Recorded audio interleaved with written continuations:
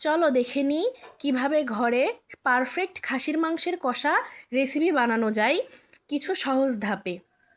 হঠাৎ করে দেখি বৃষ্টি শুরু হয়ে গেছে, কি সুন্দর ঝুমঝুম করে বৃষ্টি হচ্ছে।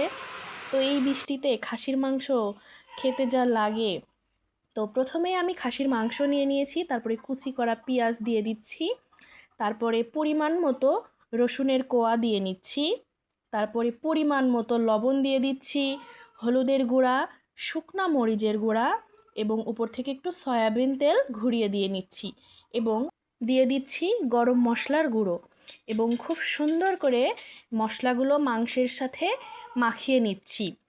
খুব সুন্দর করে মাখিয়ে নিতে হবে যাতে গোশের ভিতরে প্রত্যেকটা মশলা ভালোভাবে যায় এবং ম্যারিনেট করে আধা ঘন্টা রেখে দিচ্ছি।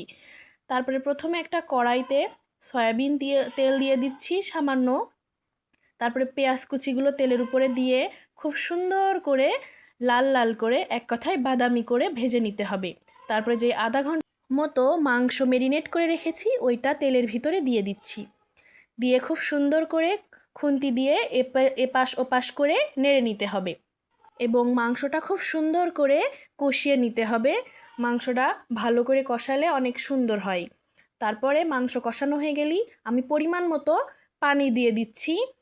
পানি দেওয়ার পরে সুন্দর করে নেড়ে দিচ্ছি। আচ্ছা, আলু দিতেই তো ভুলে গেছি। তো যাই হোক, এখন আলুগুলাও আমি এই মাংসের ভিতরে দিয়ে দিচ্ছি, দিয়ে আবারও খুব সুন্দর করে নেড়ে নিচ্ছি। নেড়ে নেওয়ার পরে আমাদের তৈরি হয়ে গেল আমার খাসির মাংস কষা। তো ভিডিওটা কেমন লেগেছে অবশ্যই কমেন্টে জানাবেন এবং ভালো লাগলে আমার পেজটি ফলো করে পাশে থাকবেন।